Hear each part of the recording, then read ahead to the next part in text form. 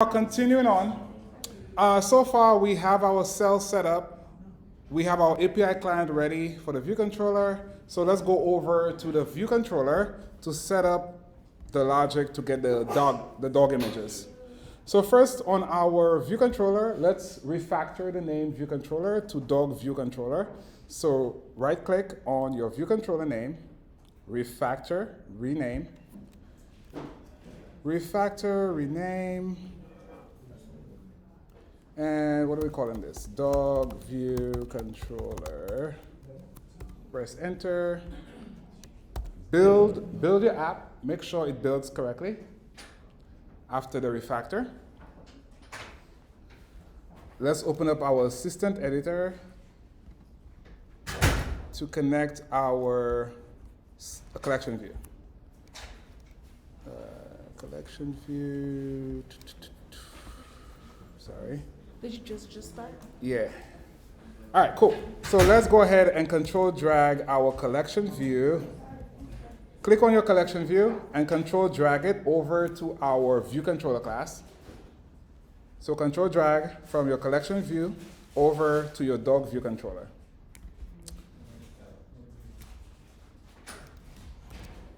And name will be collection view. Type UICollectionView, connect. Okay? Great, great, great. Let's continue with our controller. Okay, so we have our collection view. We could talk to it now. Let's go ahead and set up the data source for it. And again, it's very similar to our UI table view. We have a data source, in that case telling the collection view how many items it has and how to configure those items. Shania, you had a question? When I drag it, it's giving me an error that says click Are you making sure to select the collection view itself? Close Xcode, reopen it, and see if that fixes that issue. Close, reopen. Anybody else with that particular issue? All right. What issue do you have? Close, reopen, and make sure you drag in from, and also make sure the class, you change the class. Close, reopen. All right, so we have a data source that we need to set up to tell the collection view how many items it has. So let's go ahead and create an extension for that, like we've done with our UI table view. So we'll make an extension on our dog view controller. And what are we implementing? We're implementing UICollectionView data source. Okay. If we build, we'll see we have a compiler error because as like a table view, a collection view also has those two methods it requires. One is number of items. In table view, we have number of rows. In collection view, we have number of items. So we'll go ahead and implement number of items. Number of items. For now, we'll just simply return 10, or let's just return 50. We'll adjust those numbers as we have our data. Right now, we don't have a data object yet. And next, we have cell for row.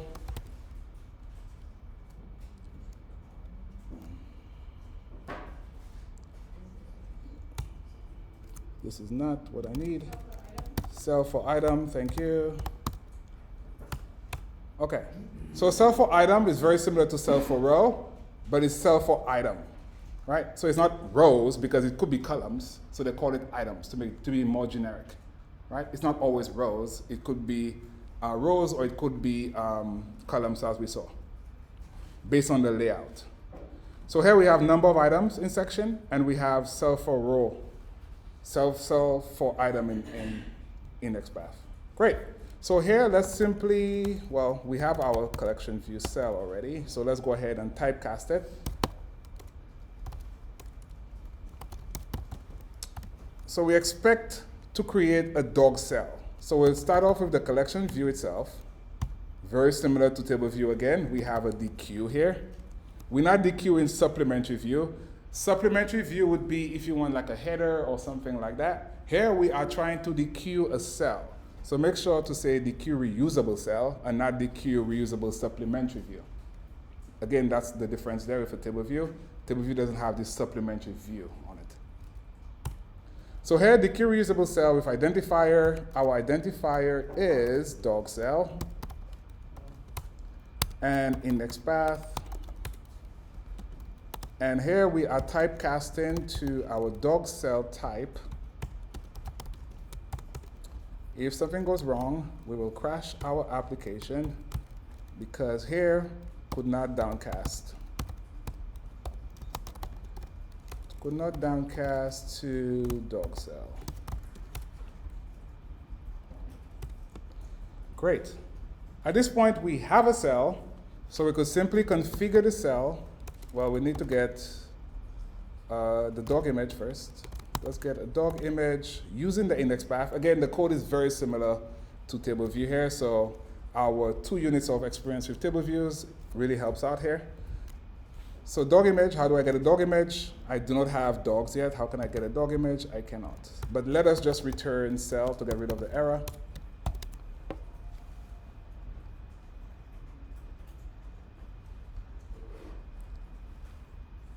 So let's give our view controller an array of dog images. Let's go ahead and create one. I'll create one right here, make that variable private. It will be called dog images.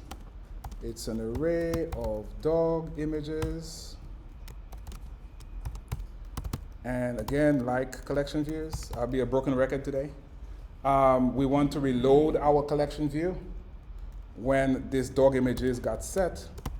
So here we're coming from a background thread. We're coming from a network call, which is an asynchronous call, which takes us in the background. So now if we update UI, we want to come back to the main thread. So here we dispatch main, and we'll update our collection view. Collection view also has a reload data, right? So great. So now we could say instead of 50, we could simply say return dog images that count. And down here, we could get a dog image from our dog images in our cell for item, index path dot row. And lastly, we'll configure our cell. Configure cell with dog image, we pass in a dog image.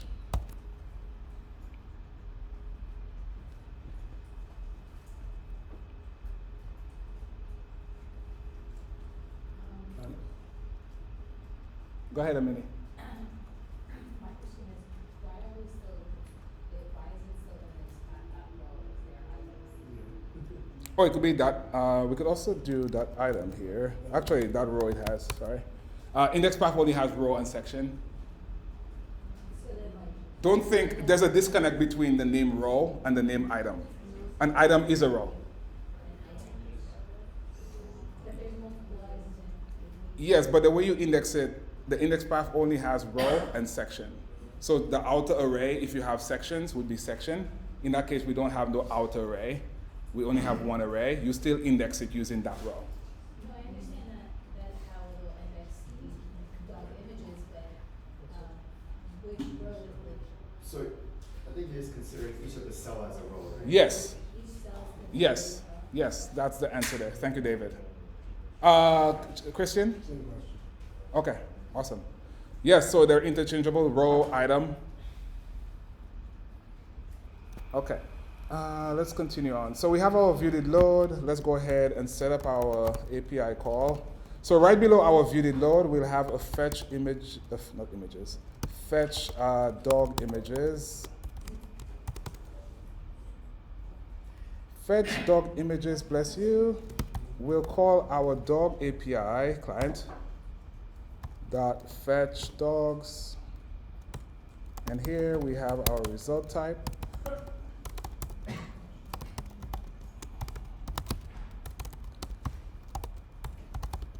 If we have an error here, we could show an alert, but for now we'll print out could not fetch dog images with error and app error. So if we do not have an error, that means we were successful. That means we got our dog images back from the API. We could simply set it on our dog images. Don't forget to break any strong reference cycles here. So self.dogimages equal to dog images. And dog images will call our did set here. Our did set will reload our collection view. And let us set up our collection view data source. I'm still here. So in our view did load, same as with our table view, we'll say collection view data source. The data source for this collection view will be the same view controller that we're in right now. So to refer to that same view controller, we use the word self. So this refers to the same instance of the dog view controller that we're currently in. So that view controller is the one responsible for the data source to provide the data to the collection view. And we'll also call our fetch dog images.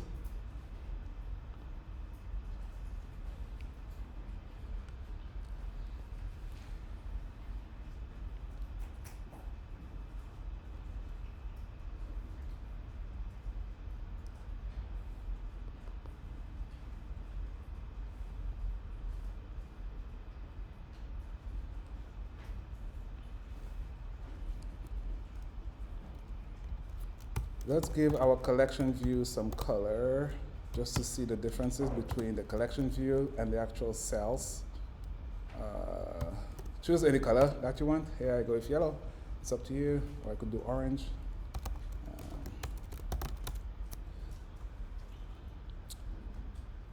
Cool. Can we continue on?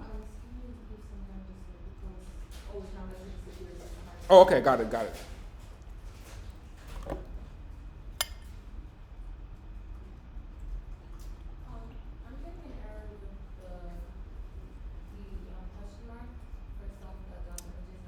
Make sure you're saying weak self here.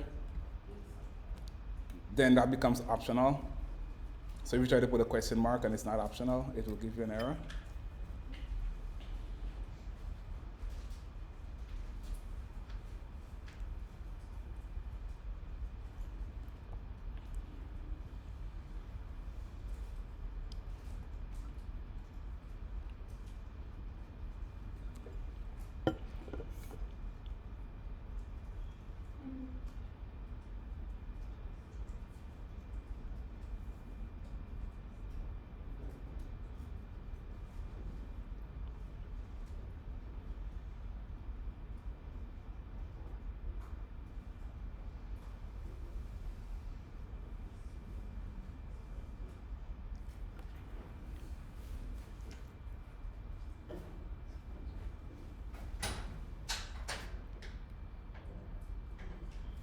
How are we doing? How come we don't need to bring it back to the main thread? Where are we?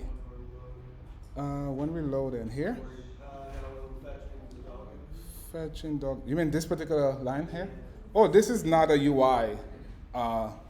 This is not a UI statement. Okay. That only changes the array. Gotcha. Yeah.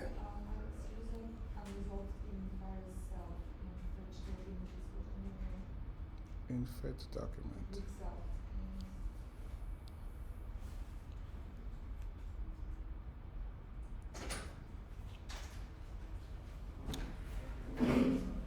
Yulia, are you capturing after your curly bracket? Yeah. You say weak self, correct? And down in your success block, you're saying self.dog images? Build, command B. Make sure that the error does not.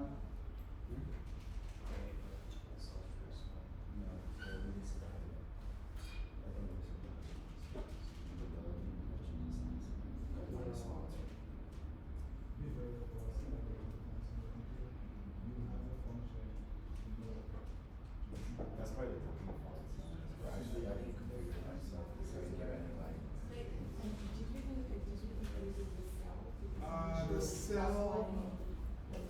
Can I scroll? Can I scroll, guys? That's a cell. Should I get a question?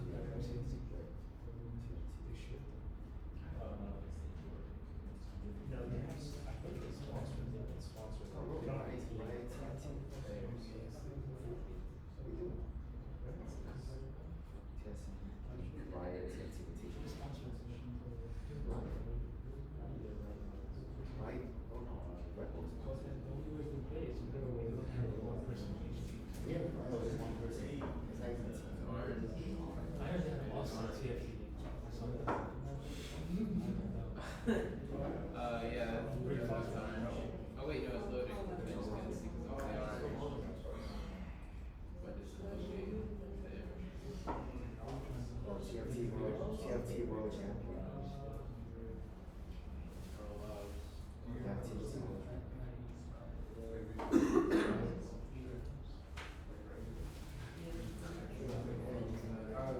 Just verify the same thing.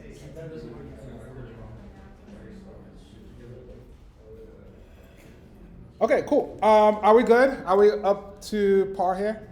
Right? We good? Can I continue? Okay, all right, cool. So let us continue on. Okay, so far we have the dog counts, we have our collection view being set in our did load here. We have our data source being set. We have some background in color to see the differences between our cells and our items in our collection view. We call in fetch dog images here, which is the API. The API gets called. If we do have an error, we print out the error. If we do have our images back, we populate the array. And in that turn, the array itself reloads our collection view. Okay, let's run the app first before we continue on. Let's see what we have so far. So run the app.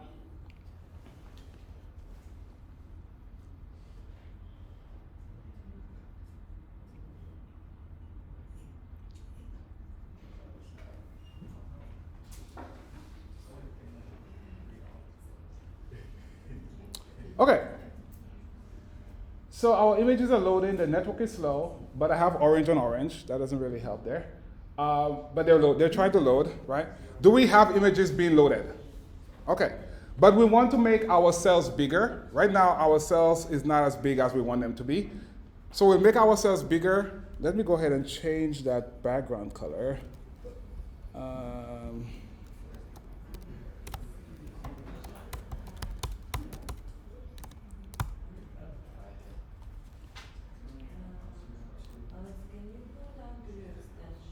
One second.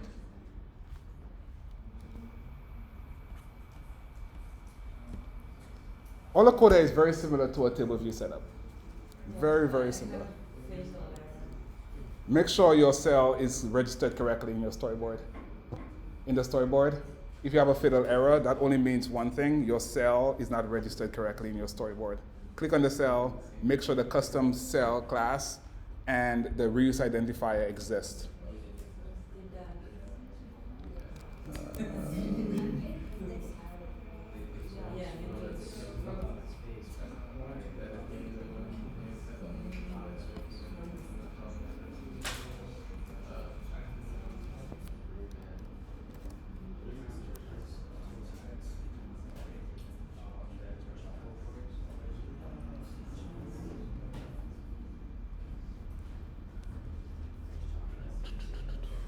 Okay, I'm reloading my simulator because Xcode is being Xcode.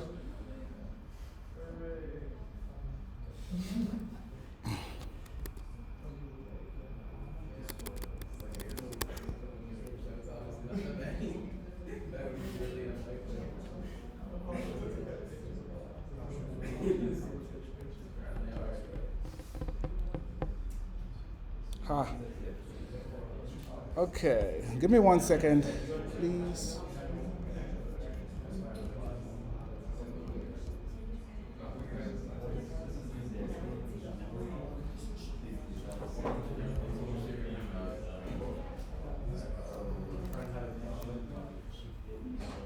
How are we doing? Are we seeing dog images?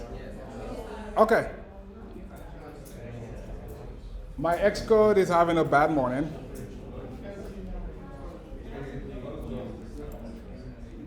Matt, did you get your dog images?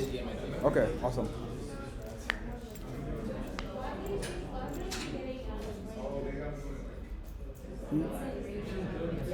Is that, are you scrolling? Is the data not coming back? I want to see what's happening because you should not get out of range. Do you have, did you change the 50? Change the 50 to a number. Go back to your number of items and make sure 50 got changed.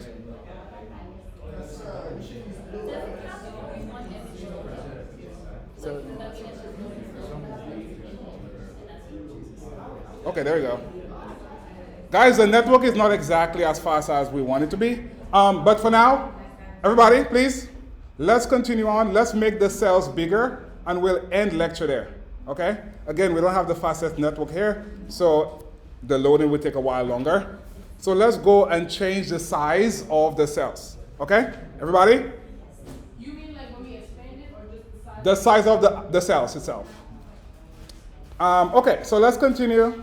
Let us continue. Aaron, double check Luba's computer when you get a second. Okay, if I want to change the item size, please let's all focus here. If I want to change the item size of my cells in my collection view, I have to now call my delegate methods. There's a delegate method on the collection view called item size, right? I'll implement this item size method and I'll return some CG size to tell the collection view what is the size of those items, right? So let's go ahead and do that. First, we will conform to our delegate here. We'll set up our delegate. We'll go down to the bottom of our file. So right now, we're conforming to UICollectionView data source. We'll go ahead and we'll conform to dog view controller, UI collection view,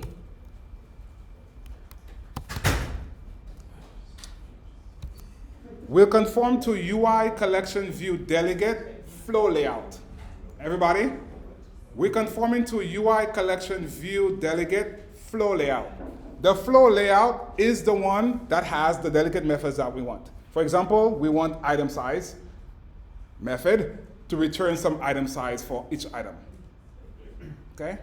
So let's go ahead and implement that. So delegate flow layout. And simply type in item size. Type in item size and press enter. So this method we have here is called UI collection view layout size for item at index path. Okay? So it's expecting a CG size. And we said a CG size is a tuple. A tuple, it has a width, which is a CG float, and it has a height, which is also a CG float. So CG size is a tuple of 2 values.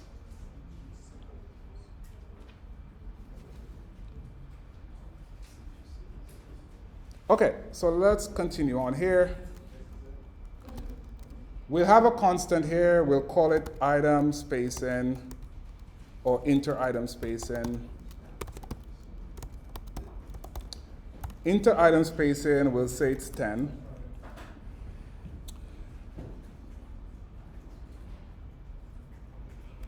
Let me go back here to show us what we are doing. So if I go back to the diagram we started off with. So if we have a vertical scrolling collection view, right, it scrolls from top down. The item size, the inter-item spacing I'm talking about is that red arrow. Is that red arrow that we have here from left to right. That's the item spacing, okay? So that item spacing, we say we want to make it 10 points, okay? Left to right. I'm talking about this particular spacing here. So we start off by saying, because we have to do some math, we have to come up with what's the overall width of the device, how many items we want laid out, what spacing we want, and then at the end we'll get some item width. Okay, so let's continue on here. So I have inter-item spacing.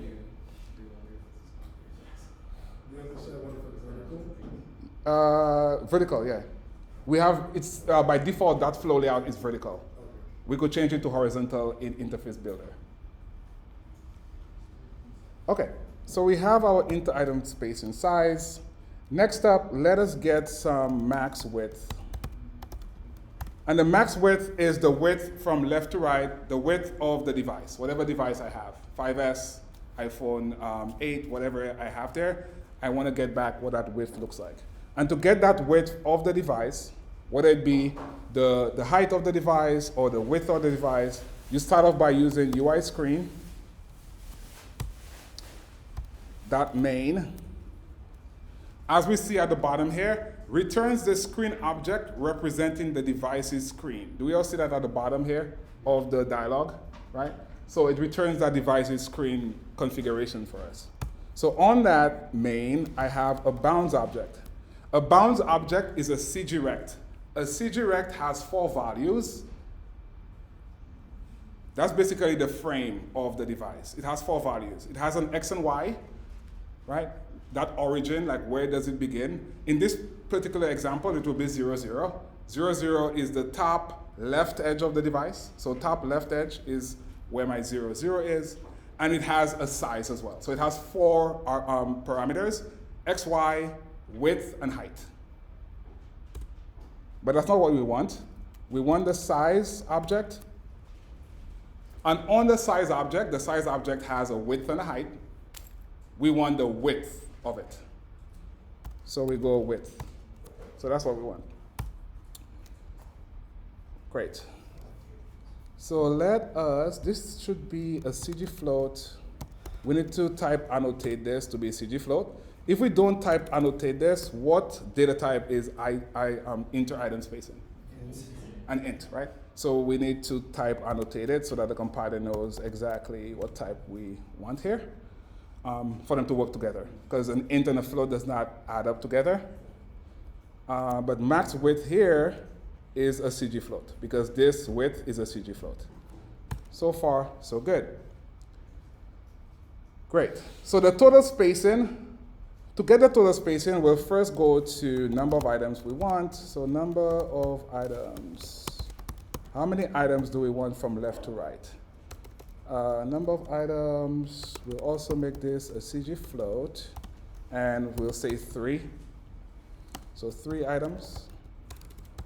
So 3 items, or, yeah, 3 items. Let's just stop there.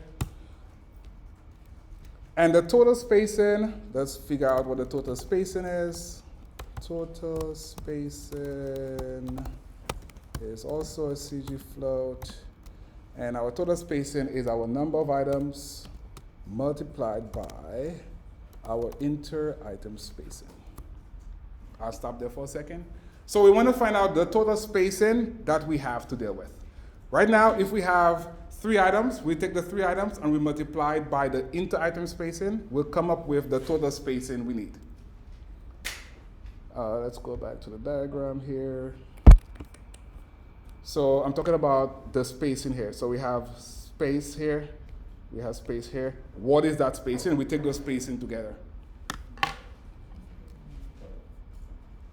Okay. Any questions so far?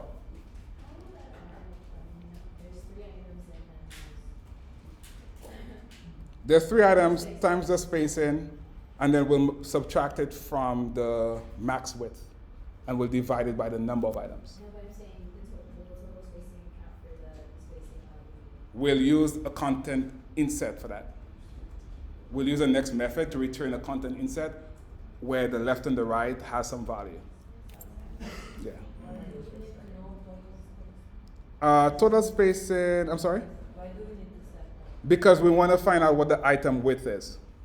All that calculation we're doing here is to find out what the width of one cell is. Because if we want 3 cells, we need to find out what the width of one is. Because why? That particular method asks for size for item. What is the size of that particular item? One item at a time. Right? Each item, what's the width of it? What's the height of it? So the cell is dynamic based on what you set for the spacing? In that particular example, they'll be all the same size. But yes, you could have different sizes based on the index path you have. Okay, so total spacing here, this is good. Let's continue on.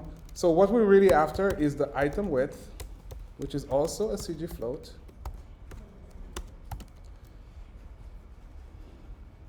And here we have our max width, great. And we'll say subtract the total spacing divided by the number of items.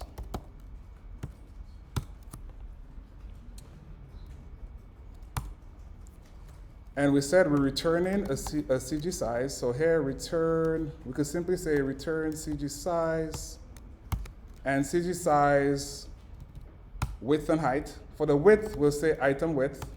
For the height, we could give it a height, but for now, we'll try to keep it square. So we'll return the same width for the height. So it will be a square.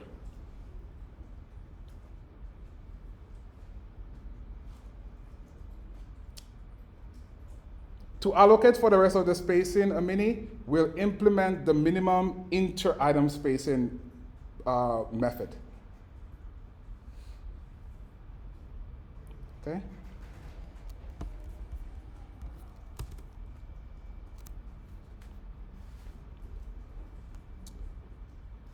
Inter-item spacing, space between items.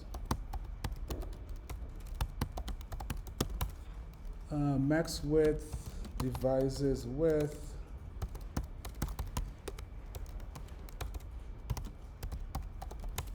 Number of items spells for itself. Total spacing, all spacing, item width. Okay, cool. So we need to implement collection view has, let me draw it out so we have better context here. Okay, this is good. A collection view has a inset, a content inset. A collection view has a content inset. You could give it padding around the collection view itself. That's called content inset.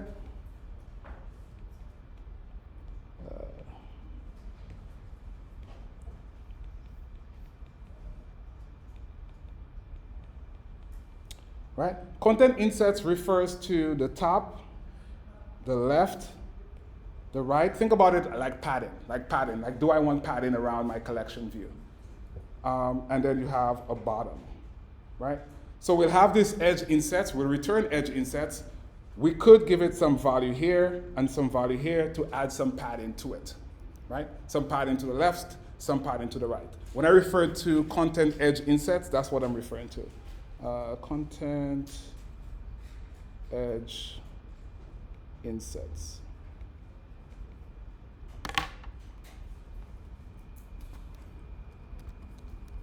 Okay. So let's type in insets here. So what are we looking for? We're looking for insets. So type in inset for section. So we have one section, we'll have some padding around it. And that particular delegate method is called inset for section at. So far we've implemented 2 delegate methods. One was size for item, and the second is inset for section. And that expects a type UI edge insets. And UI edge insets has 4 values: a top, a bottom, a left, and a right.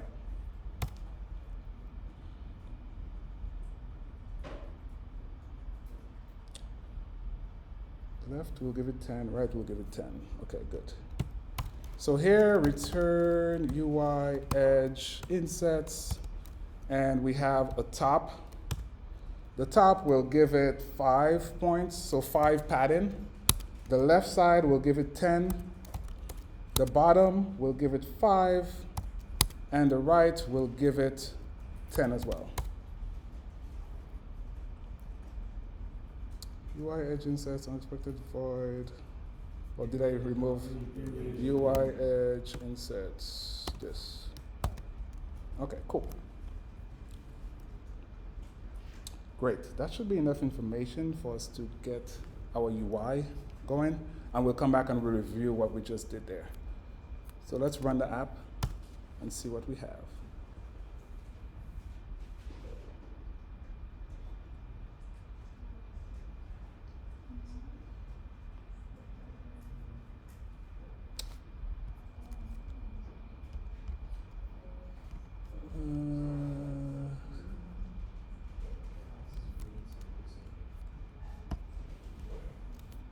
Run it again.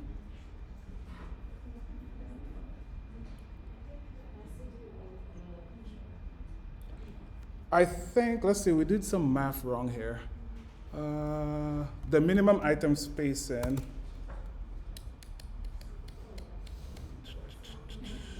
Okay, let's return for now. We could quickly take care of this.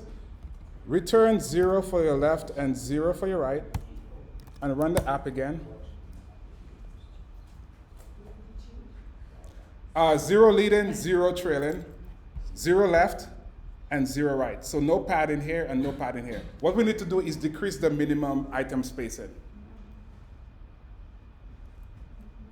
So I change left to 0 and right to 0. When you touch it, does something happen? When I touch it, what do you mean? Like if I click on the cell? Yeah. No, nothing happens right now. No, but when you try to scroll. Yeah, can you scroll down? Oh, scroll. Oh, yeah, I want to show us that. Last year, this would work fine without any problem. This year, we need to do something else to fix it. Okay? Again, last year, this was fine. There was no problem here with this particular problem, this bug. But this year, we have to go to Interface Builder to change automatic to none. Okay? What happens here? The cell resizes itself. Everybody? As of iOS 13, Interface Builder automatically resizes the collection view cell. Everybody with me? Right? That's a big image, so it tries to resize the image by default. Right? As opposed to pre-iOS 13, this was not a thing. It wasn't resizing by default. Right? So it's like an opt-in. It opt-in and it resizes our images by default. So let's go ahead and fix that. So please put notes wherever you need to put notes for that particular thing there, because we don't have it in code. Like in code, we're not doing it. We'll do it in Interface Builder. Let's see. Maybe we could put a note here. Put a note here at the top of your view controller. As of iOS 13, collection view cells are self-resizing by default.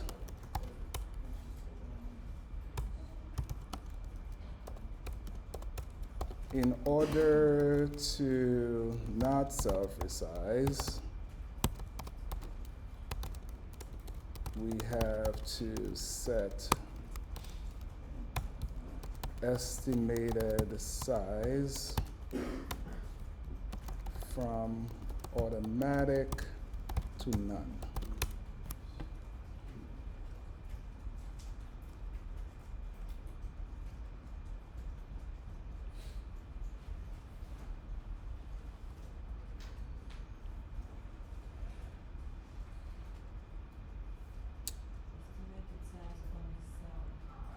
on the collection view. Where am I?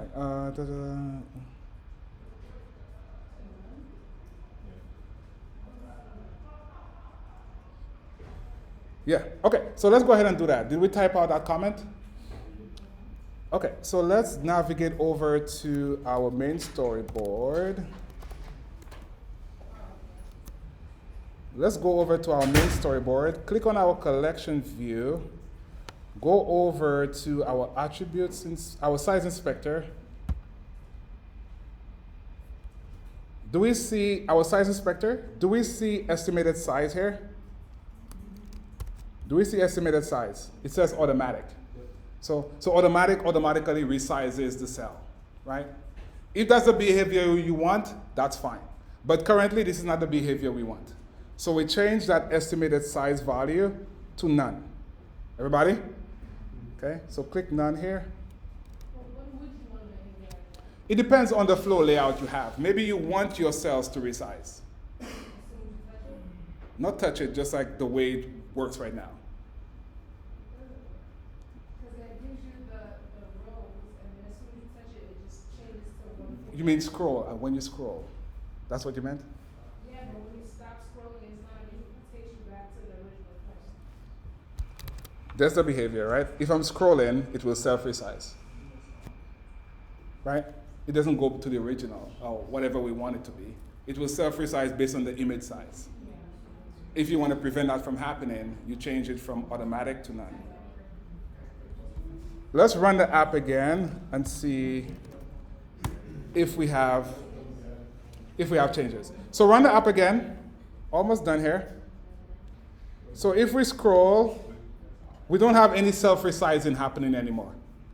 Does it work for everybody? Right? So there's no more self-resizing here. We change it from automatic to none. Everybody? Cool? If you want to go ahead and play with numbers, you could play with the minimum item spacing to, right now this is a bit big there. You could change that value to make it smaller. By default, what's the value? 10. So if you want to change that value, you go back to our delegate methods here. If you want to change the minimum inter item spacing, you simply type in minimum inter item. Make sure it's minimum inter item. By default, it's 10. I could change that value. So return, if you want 5, for example. Let's see what that looks like. Make it smaller. And let's give it some padding. So we make 10 here, 10 left, 10 right. And let's make this 5.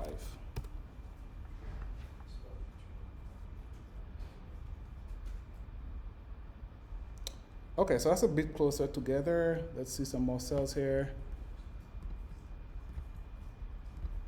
Okay, there we go. So as we see, do we see it's smaller now? Right, so it's up to the designer and yourself, like what you want to do there with spacing. But as you see, there's a lot of flexibility with what you do. So if you want to play around with numbers, you could take a look at the minimum item spacing to decrease that number or increase that number, make it get closer to each other. You could also play around with the section insets. So we have one section right now. So currently we're giving the section at the top of it. So if I scroll all the way to the top, I have 5. Do we see that? I could increase that number from 5 to like say 20. And let's see what that does. If I change it to 20, there'll be more padding at the top. So do we see more padding at the top? Same with the bottom. If I go to the bottom, right now my last cell has 5. I could change that number as well. Everybody with me? Okay? So there's flexibility there. But keep in mind that this is the older API for laying out views. This is called UICollectionView flow layout. So here we are using, what's this? We are using UICollectionView flow layout, okay? Yes, everybody? And where are we using this? This is given to us in Storyboard. In Storyboard, when we dragged our collection view over, this flow layout is coming from storyboard. If I go back to storyboard, I click on my collection view, I go to my attributes inspector. Do we see layout says flow here? Let me zoom in. Do we see layout says flow? So this is, we need a layout. Either we have a flow layout or we have a compositional layout, which is new in iOS 13. You cannot do compositional layout in Interface Builder. This is a code-based layout. Everybody with me? So the newer API, it's more flexible. You could do more things on it, but you do it in code. But keep in mind that the new API, it's new, right? You developers there, you want to support all the APIs, you want to support all the apps, and also the code bases is bigger and it's been around for a long time. Since iOS 6, collection views has been around, flow layout has been around, okay? But the new compositional layout, it makes collection views even more flexible than what we have right here. Like you could have a section, in a section you could have groups, in groups you have your items. So the smallest item is, or the smallest object is an item. An item, its parent is a group, and the parent of a group is a section. And there's a lot more flexibility there, but that's an API we'll talk about later in curriculum. In core, we're talking about flow layout. In core, we're talking about flow layout. Okay, cool. So we are, any questions before we conclude here? And again, you could do sections. Sections, you need to use supplementary views. We'll talk about sections more, but all that is possible with collection views. Your collection views could scroll horizontally as well. Right now, our scrolling direction is what? Right? So you could, if you are working on your app and you want to change the scrolling direction, you go to storyboard, you click on your collection view, you go over to, do we see scroll direction here? Do we see scroll direction? So you would change scroll direction to horizontal. Okay? You would change it to horizontal. Let's see how that breaks our app right now.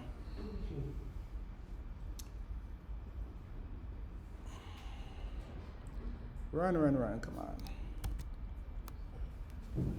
And now you scroll horizontally. Everybody with me? Okay? So you simply change one property and then the behavior is different. Okay? Cool. All right. We'll stop here unless. Well, I'm talking about the UI. The UI, Tiffany. Where do I change that? Sorry. In collection view, click on your collection view, go to attributes inspector, and do you see where it says scroll direction? Tiff, look up here. Collection view, click on collection view, go to attributes inspector, change it from vertical to horizontal. By default, it's vertical. Let me see if I can go to.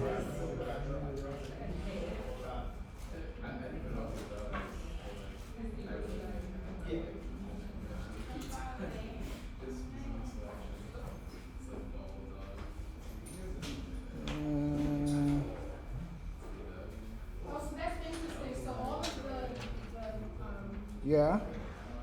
Whatever that we gave it, it doesn't stop. Like it doesn't. It's not fixed to be horizontal or vertical, like the measurements. Let me show you real quick. Guys, are we still here? Are we done? Okay. So here we have the App Store. Everybody. Here we have the App Store. I could scroll. Oops. I could scroll vertically. Someone's talking here. I could scroll vertically in this particular collection view. I could also scroll horizontally. Everybody? Okay? So collection views are very flexible, very powerful. So is that one view or is that like? This particular, based on Apple WWDC video, when they introduced collection view compositional layout last year, based on what they said, this is one collection view using compositional layout, right? Because you could technically still do that with like individual. Yes. Like you could have a scroll view with collection views, you could have collection views, or you could have a table view with collection views. The cells are collection views. You could get crazy.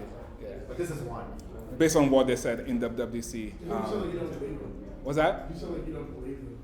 No, I do. I didn't say I didn't. I want to quote them. Like they said that. The guy came on stage, like the API engineer, he came on, he's like, hey, this is the cool API we designed this year. And the app team, they redesigned the whole app. using compositional layout, and the guy was very happy to say it's one collection view. Cool? All right, because each section could return its own layout. Exactly, exactly. All right, so we are going to conclude here. Thank you.